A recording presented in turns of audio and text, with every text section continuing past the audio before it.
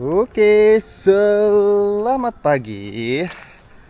Kalau di perjalanan pagi kemarin aku membahas tentang Bruce Lee, tentang filosofi Bruce Lee. Kali ini di perjalanan pagi kali ini, aku ingin membahas tentang salah satu filosofi Bruce Lee yang paling terkenal, yaitu Be Water My Friend. Dan bagaimana filosofi ini bisa membantuku dalam menghadapi situasi yang tidak mengenakan bagi seorang pria yang berusia 30-an. Bagi seorang pria yang hidup penuh ketidakpastian. Nah, sebenarnya kalau berbicara Bruce Lee, aku juga udah bilang kemarin, aku sendiri bukanlah fans berat filmnya. Aku cuma tahu tentang quote-quote-nya, kutipan-kutipannya, yang salah satunya kayak Be Water My Friend. Kemudian dia juga mengatakan, aku lebih takut pada satu orang pria yang melatih satu jurus selama 1000 kali daripada seorang pria yang melatih 1000 jurus tapi cuma sekali gitu ya. Banyak sekali kutipan-kutipan bijaknya Bruce Lee itu. Nah, kali ini aku tertarik untuk bercerita tentang Be Water My Friend. Kalau dulu aku berpikir Be Water My Friend itu jadi air itu kan, jadilah air. Itu sebuah kutipan filosofis yang intinya tuh kayak mengajak kita untuk se-fluid seperti air, seluas air guys. Jadi fleksibel seperti air. Tapi karena kemarin kita membahas Bruce Lee, kemudian aku jadi tertarik untuk mempelajari itu. Ternyata filosofinya tidak sedangkal itu justru malah filosofi yang sangat mendalam. Dan ini sebenarnya filosofi ini, bentar kita lihat kereta dulu.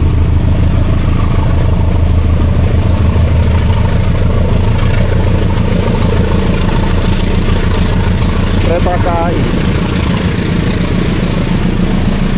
Wow, ini panjang nih. Filosofi ini tuh bisa membantuku waras di situasi yang tidak menentu seperti ini. Mungkin kamu juga kalau melihat situasi politik ekonomi sekarang, apalagi kalau misalnya kamu adalah seorang pria berusia 30-an, terus ya kamu nggak bekerja di sektor yang kayak aman gitu loh. Itu tuh kadang kesehatan mental kita tuh suka sedikit naik turun. Nah, itu yang ku alami. Tapi dengan filosofi dari Bruce Lee ini, kalau kita mau mempelajari, itu sebenarnya bisa membantu. Aku akan bercerita dan akan menghubungkan dengan real life pada situasiku ya. Karena kalau dipikir-pikir, ini ada sebuah filosofi yang mendalam. Oke, anyway, kita jalan pagi lagi, kita sambil cerita-cerita lagi gimana puasa hari ketiga. Kalau yang Muhammadiyah hari keempat, puasa ketiga tadi aku sahur jam 4 dan tidurnya cukup lah. Aku tidur jam 10, bangun jam 4, 6 jam lah, lumayan daripada kemarin-kemarin aku kurang tidur. Kalau yang hari ini, puasa hari ketiga ini, itu insya Allah aku lebih punya banyak energi karena tidurnya cukup dan sahurnya juga cukup. Nggak cukup sih, tapi aku tadi sahur hanya pakai telur doang sambil ngopi gitu. Ya tapi menurutku itu udah oke lah, ada proteinnya juga. SPPG. Bentar, ada jalan ke situ nggak SPPG-nya? Oh, nggak ada. Oke, kita lakukan ritual kami nanti terlebih dahulu. Kita melihat jam, ini jam berapa. Kita jalan. Jadi sekarang jam 6.46. Kelihatan nggak? Kelihatan kan? 21 Februari 2026. Selamat hari Sabtu, selamat weekend, selamat menjalankan ibadah puasa hari ketiga. Meskipun puasa, kita tetap jalan pagi karena jalan pagi ini adalah sebuah olahraga yang menurutku mudah dilakukan, tapi kita jarang bisa konsisten itu, ya kan? kita lewat kuburan. Kita akan berjalan lewat kuburan. Karena ini jalan yang enak, jalan yang lebih cepat.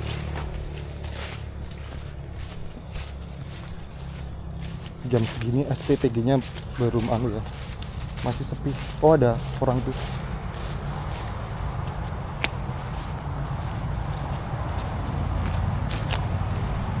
Bayangin ada SPTG di samping kuburan.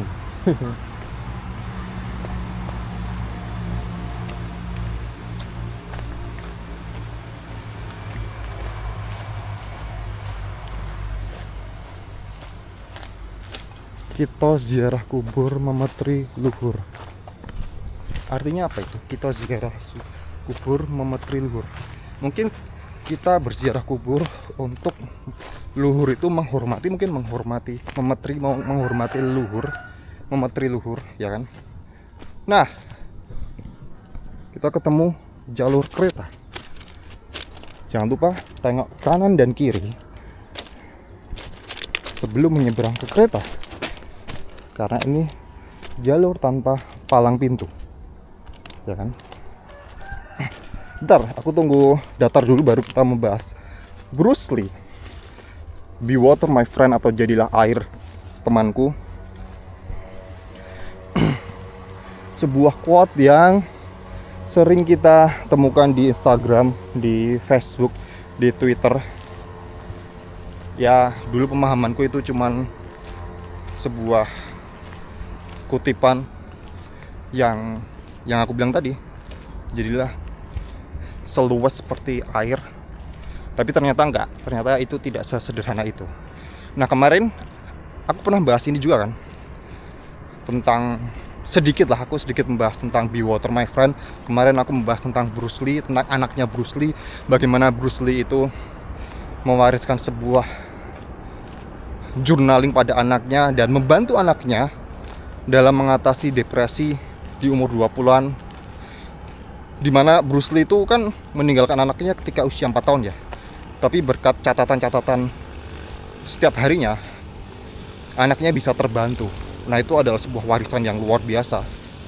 Seorang pria itu mewariskan kebijaksanaan, mewariskan sebuah ilmu bagaimana cara menghadapi dunia, filosofi kehidupan pada seorang anaknya. Bukan hanya soal harta, bukan soal warisan tanah. Ya, kalau kita bicara Bruce Lee, udah pasti dia juga mewarisi harta juga buat anaknya. Tapi apakah itu penting?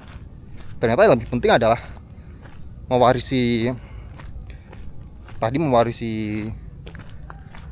sebuah kebijaksanaan dalam bentuk catatan, itu membantu anaknya dalam menghadapi depresi ketika si anaknya ini dia meninggal oleh saudara laki-lakinya. Hartanya tidak membantu, harta warisannya tidak membantu anaknya sembuh dari depresi, tapi catatan perjalanannya itu menyembuhkan. Nah, keren kan? Nah, kemarin aku sempat bahas bagaimana Bruce Lee itu bisa menemukan sebuah prinsip, bagaimana Bruce Lee ini sangat terobsesi dengan air, sebuah zat yang kita lihat. Air itu lemah, air itu kayaknya tuh nggak sekeren api, nggak se-strong api. Kelihatannya air itu tidak membahayakan seperti api, ya kan? Kamu megang air itu kamu tidak terluka seperti kamu megang api, ya tidak, betul kan? Tapi kalau air itu berkumpul menjadi sebuah massa yang besar, ya itu bisa merusak juga. Banjir, kamu tahu kan, banjir di Sumatera, tsunami. Dari sebuah zat yang kita lihat itu zat yang menenangkan, tapi ternyata itu bisa melahap gunung, ibaratnya seperti itu, melahap bukit gitu. Nah, awalnya mula si Bruce Lee ini terobsesi dengan air adalah ketika Bruce Lee itu di usia, aku ceritakan kembali ya, biar sekaligus kita recall juga, sekaligus kita menghubungkan dengan filosofi ini. Nah, Bruce Lee itu di usia belasan. Bah? Deket tangan nih. Oh alah ini. Jalan-jalan, Bah. Jalan ke. Nggih.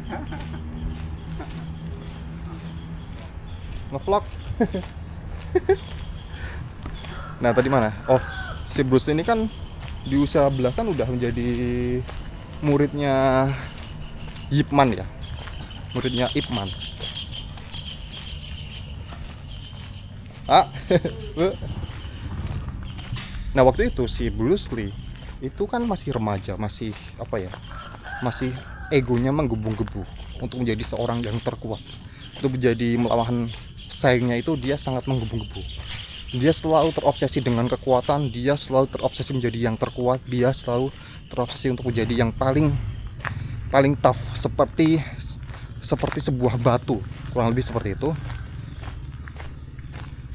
Dan kita akan lewat jalan situ karena kita belum lewat jalan situ.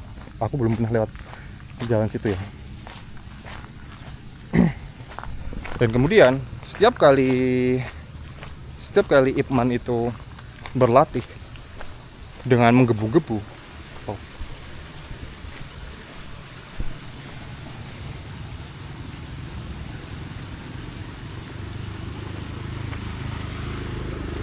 Enten dalan tuh, Pak.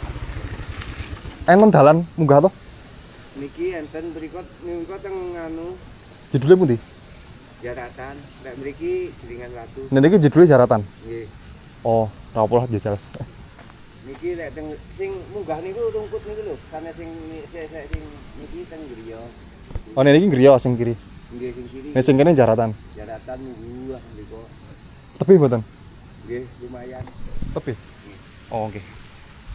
Jalan-jalan do olahraga. Turun, Pak. Nggih. Wow.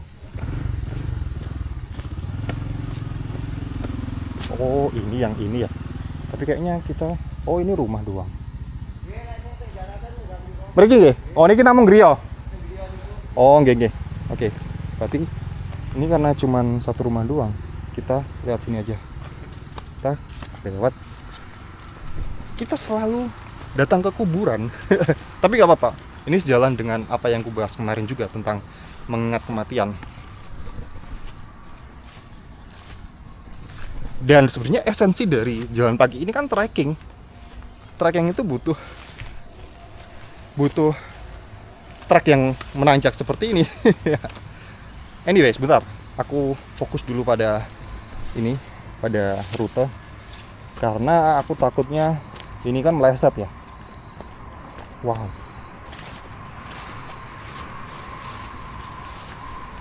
Takut meleset dan takut mungkin ada hewan di bawah.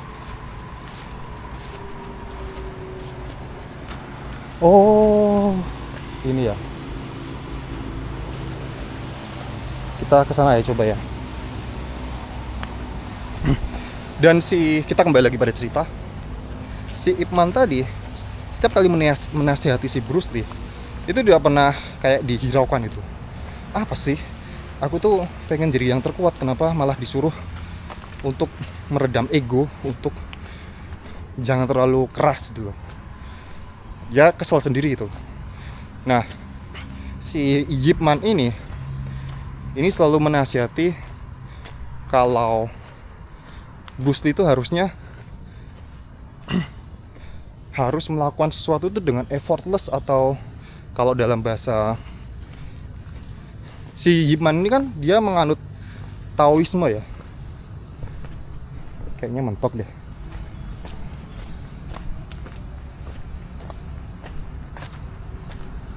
Wah, kita bener-bener trekking nih.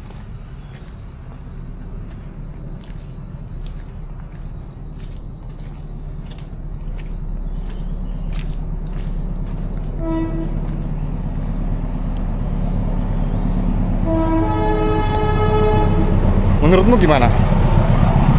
Naik gak? Naik aja nggak apa-apa. Udah sampai sini juga. I don't think so. Terlalu becek. I'm sorry, friend. Sorry. Maaf temanku. Itu terlalu becek. Kita ambil rute seperti biasanya aja. Kalau ke sini itu rumah. Nah, kalau ke sini kita kembali lagi pada jalan besar.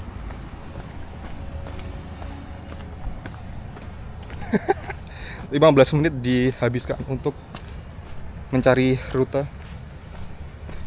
Ya pada intinya si Bruce Lee ini tidak bisa mengetahui apa maksud dari Ip Man.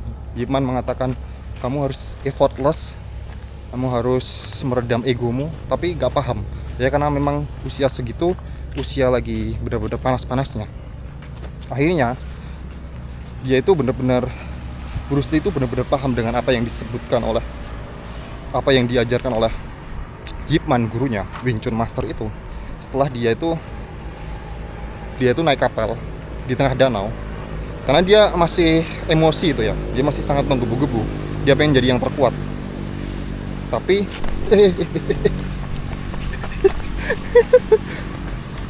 Duh, untung aja tuh.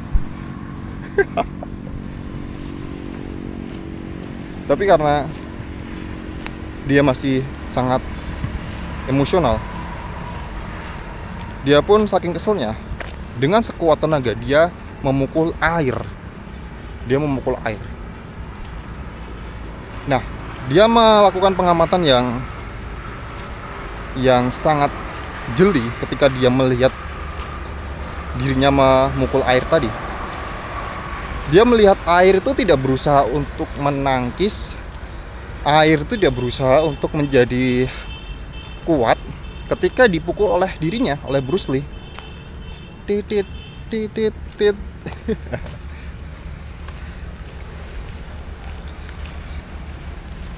Dia melihat bahwa kalau air itu malah justru dia memencar ketika kita memukulkan tinju kita ke air.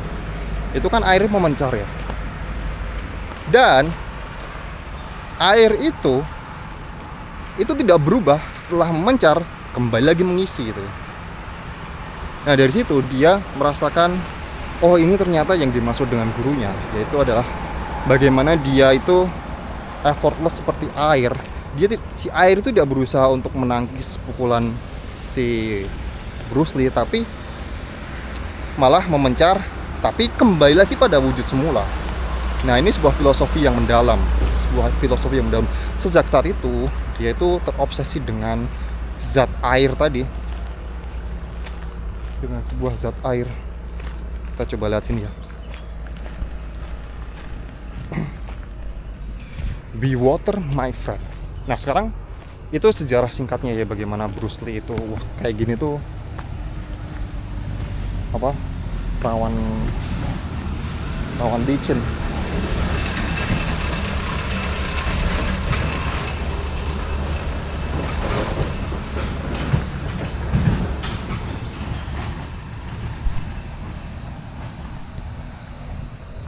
Sejak saat itu dia terobsesi dengan air, dengan filosofinya dengan air. Makanya kamu sering lihat quote Bruce Lee dengan tulisan "Be water my friend". Nah, apa hubungannya dengan apa yang kulakukan sekarang? Kita harus mengetahui prinsip atau sifat air ya. Air itu mau bagaimanapun itu selalu sifatnya mengalir dari atas ke bawah. Itu sifat hukum alam dari air, oke? Nah, apa hubungannya dengan strugglingku? Apa hubungannya dengan diriku, dengan masalah kehidupanku sehari-hari? Katakanlah seperti ini, sesimpel aku kan di sini berjalan pagi, memiliki sebuah misi yang sangat panjang. Misi untuk berjalan kaki 1000 hari ke depan, dan ini adalah hari ke-43. Itu sebuah misi yang panjang. Dan selama 43 hari ke belakang, kamu mungkin melihat diriku itu ngomong dengan sangat ceria, dengan ya penuh semangat lah. Tapi ada momen juga dimana aku tuh males untuk jalan pagi. Padahal jalan pagi itu ada sebuah hal yang ringan, oke? Tapi ada kalanya aku malas juga pagi-pagi, apalagi hujan-hujan gitu ya. harus nunggu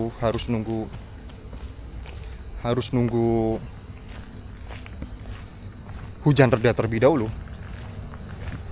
Apalagi kalau misalnya kurang tidur, itu males, sangat males luar biasa.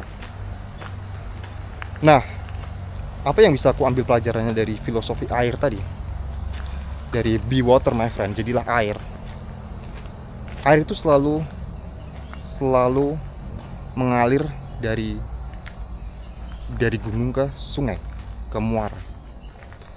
Aku anggap aja muara itu adalah goalsku sekarang, 1000 hari. Oke?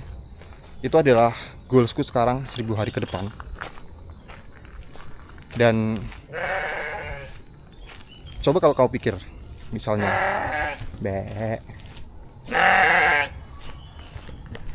coba kalau kamu pikirkan aja, jika air itu punya sifat sepertiku, dia mungkin tidak akan sampai ke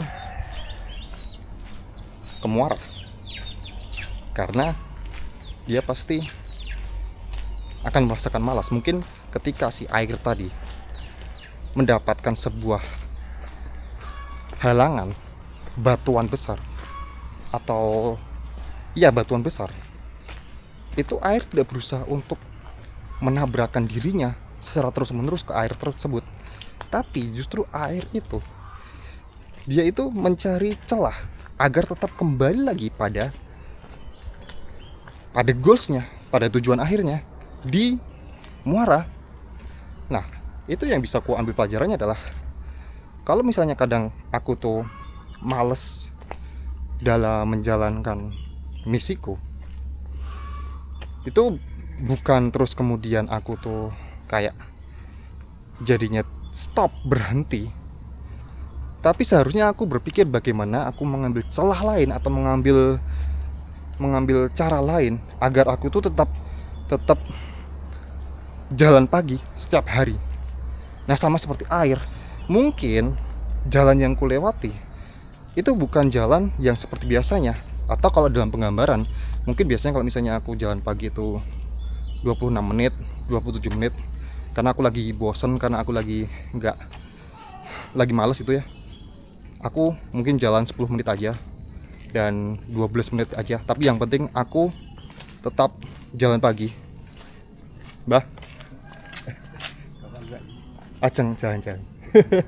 Terbudi? Oh, di olahraga ya? Enggak, Mbah. Dan kita lihat mana ya, sini aja. Dan itu yang bisa aku ambil pelajarannya dari, meskipun aku ada rasa malas, aku harus berpikir bahwa banyak jalan agar aku bisa mencapai goalsku. Sama seperti air, ambil lagi, sama seperti air yang selalu mencari jalan untuk ke muara. Nggak, Pak? Jalan ke muara. Bu. Daerah langkung.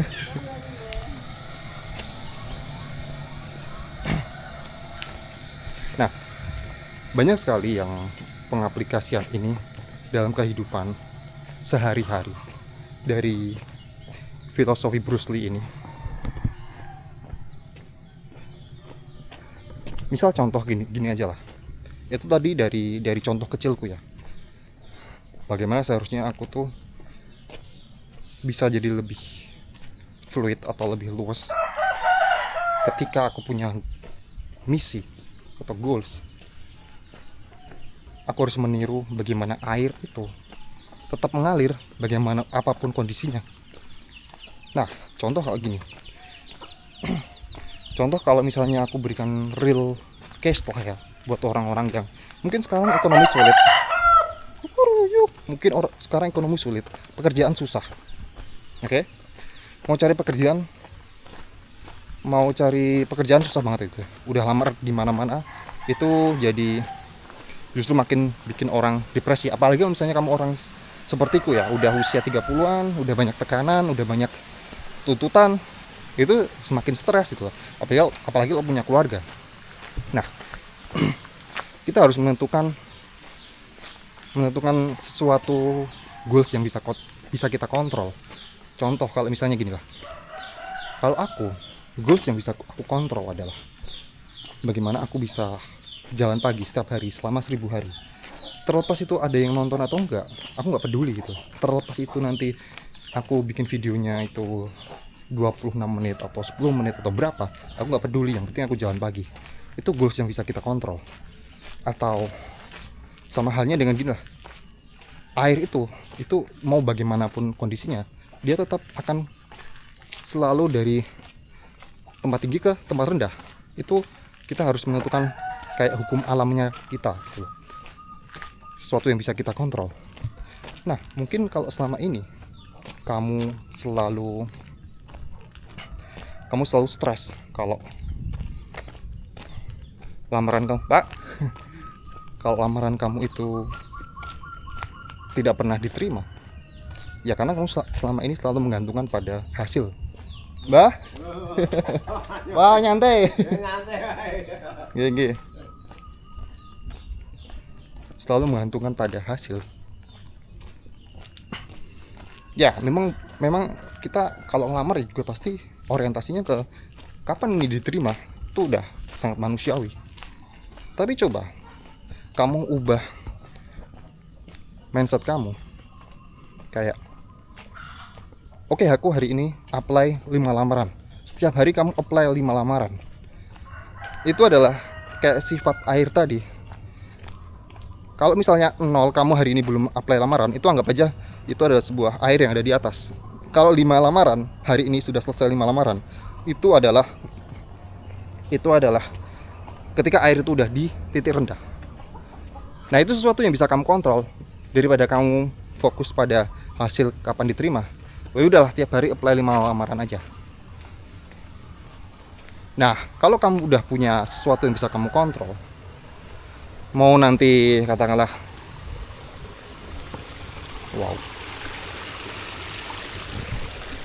be water my friend, mau nanti hasilnya seperti apa, itu kamu tidak lagi stres atau depresi. Karena kadang kenapa kita bisa stres atau depresi, karena apa yang kita inginkan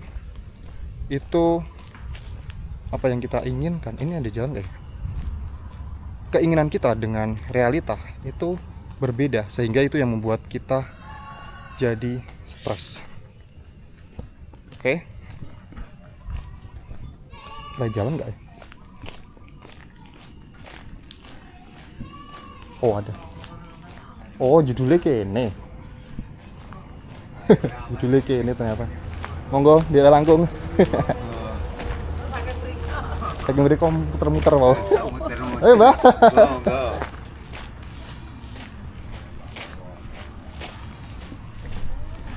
Ternyata udah sampai sini. Nggih, laras. Nggih, Lia. Nggih. Monggo. Ya, itu ternyata temanku. Orang tuanya temanku. Nah, kita sampai di sini.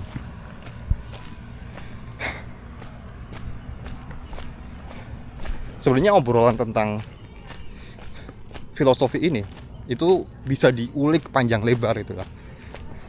Dengan rute yang biasanya itu bisa lebih banyak bisa dijelaskan, yang bisa aku jelaskan dengan beberapa contoh, seperti hal-hal yang kita alami.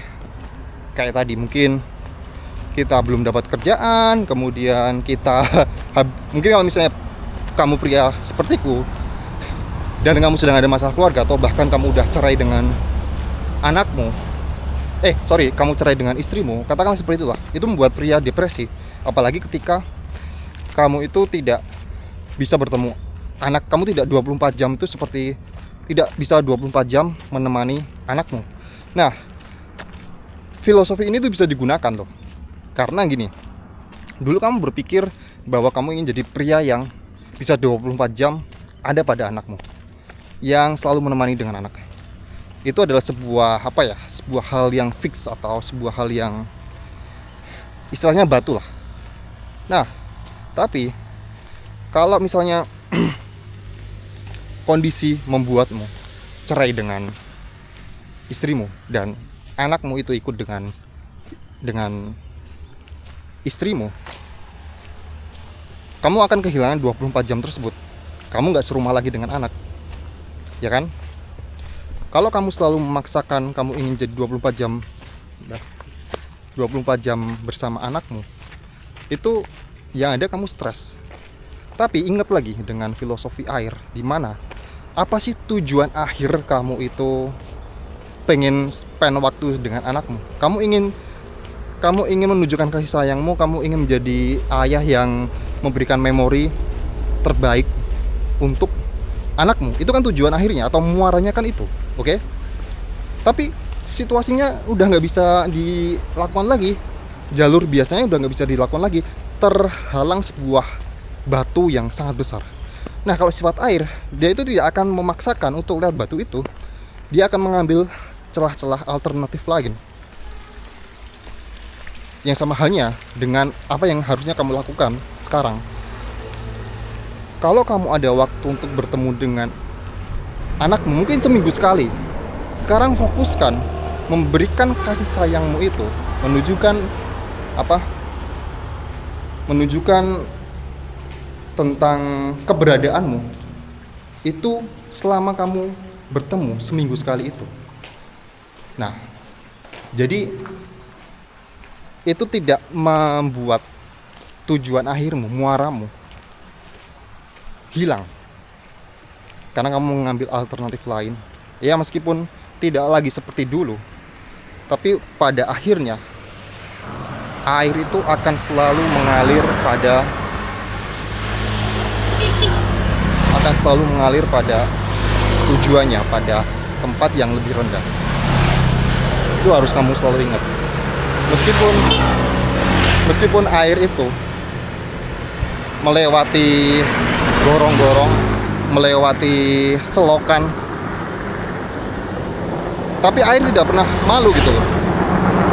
Kamu juga seharusnya seperti itu. Ketika kamu hanya bisa bertemu dengan anakmu seminggu sekali, ya udah, gak masalah gitu. Yang penting tujuan akhirnya kamu bisa membuat memori kenangan manis dengan anakmu. Oke, kita udah sampai di lebih dari terowongan tadi. Kita akhiri perjalanan pagi kali ini. Kita berjumpa lagi besok. Kita jalan pagi lagi besok. Thank you udah menemani aku di pagi ini. Oke, see you.